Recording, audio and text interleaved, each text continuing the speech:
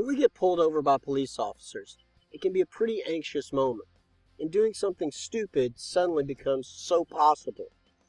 But just relax and focus and follow these basic steps as to what a policeman would ideally like you to do. The first step, obviously, is we're going to pull to the right and stop, making a point to get out of the flow of traffic. Remember, if you get out of the flow of the traffic, you probably are putting the policeman in a much safer position when he goes to step out of his car. Okay, next, put your car in park, set the parking brake, and I recommend rolling down the window. Okay, now you can turn the car off, and I recommend setting your hands here on the ledge of the window. Now, the officer is going to come by and he's going to ask for your license and registration.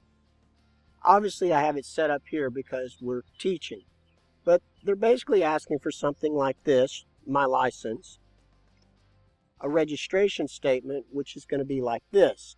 Now, this is a little bit vague and really not necessary, because the registration sticker that's on your windshield should match the information on your driver's license, and so that will usually suit the officer's requirement for registration.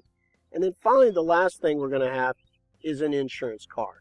And the officer's going to want to see all of those documents in order to fulfill his requirements in his stop, so he can verify that the right person is driving this vehicle.